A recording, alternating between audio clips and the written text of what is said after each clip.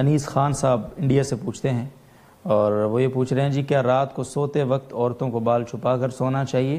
کہتے ہیں کہ شیطان بالوں سے کھیلتا ہے، اگر گھر میں کوئی نہ ہو تو عورت بغیر دوپٹے کے کام کاج کر سکتی ہے؟ دو الگ الگ سوالات ہیں، تو آپ پلیز۔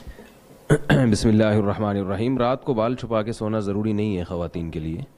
ہاں، کسی محرم یعنی نامحرم سے بہرحال پردہ ضروری ہے۔ کوئی نامحرم کا اگر گزر ہو، خیال یہ ہو کہ سوتے ہوئے کوئی دیکھ نہ لے تو ایک بات ہے، لیکن ظاہر ہے ایسی جگہ کبھی نہیں سویا جاتا۔ کوئی بھی شریف عورت ایسی جگہ نہیں سوئے گی، آرام کرے گی جہاں سے لوگ گزرتے ہوئے اسے دیکھیں، تو کوئی ضروری نہیں ہے سوتے ہوئے بال چھپانا۔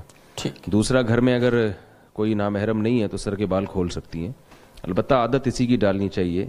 اچھے خاندانوں میں یہ رواج ہوتا ہے کہ خواتین سر پہ چادر رکھتی ہیں، دوپٹہ یا چادر رکھتی ہیں، یہی حیا کے زیادہ قریب ہے اور اسی کو رواج دینا چاہیے، لیکن یہ کوئی فرض واجب نہیں ہے۔ یہ جو آپ رعایت دینے کے بعد یہ کہتے ہیں نا اچھے خاندانوں میں، تو رعایت ختم ہو جاتی ہے ٹھیک ہے، بہت شکریہ۔ اگر گھر کے اندر غیر محرم، جیسے جوائنٹ فیملی گویا کہ وہ پوچھنا چاہ رہے ہیں، تو وہاں عورتوں کے لیے کیا حکم ہے؟ پردہ کیسے کریں گی؟ کیا ضرورت کی بات کر سکتی ہیں؟ تھوڑا مختصر سے اس کا جواب۔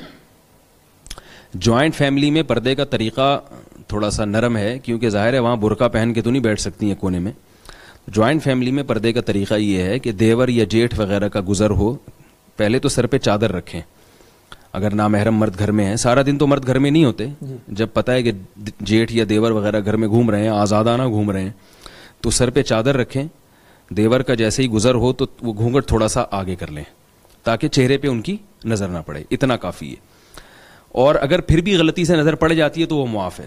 ہمارے حضرت مفتی رشید احمد صاحب فرمایا کرتے تھے غلطی سے 100 دفعہ بھی نظر پڑ جائے تو اس میں کوئی گناہ نہیں ہے، اس میں پریشان نہیں ہونا چاہیے، کیونکہ شریعت نے جس کا مکلف بنایا ہے اتنا ہم کر رہے ہیں۔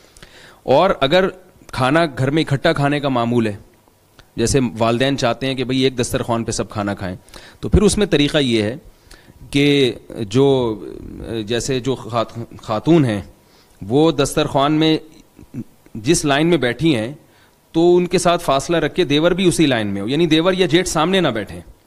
سامنے بیٹھیں گے تو بار بار بھابھی کے چہرے پہ نظر پڑے گی، جو شرعی پردے کے خلاف ہے، تو اسی رو میں بیٹھ جائیں تاکہ ان کے چہرے پہ نظر نہ پڑے۔ اس طرح سے گھر میں بہت آسانی کے ساتھ پردہ ہو سکتا ہے، سارے کام کاج بھی ہو سکتے ہیں۔ تو یعنی مطلب یہ کہ شرعی پردے کا جوائنٹ فیملی میں یہ مطلب نہیں ہے کہ وہ بالکل برقع پہن کے گھر کے کونے میں بیٹھ جائیں، یہ مطلب نہیں ہے۔ اور لیکن اتنی آزادی بھی نہیں ہے کہ چہرہ کھول کے دیور کے ساتھ آپ سامنے بیٹھ کے اس سے گپ شپ لگائیں، یہ بھی غلط ہے۔ خیریت پوچھی جا سکتی ہے، تھوڑی سی چادر آگے کر کے کھانا وانا پیش کیا جا سکتا ہے، یہ سب چیزیں جائز ہیں۔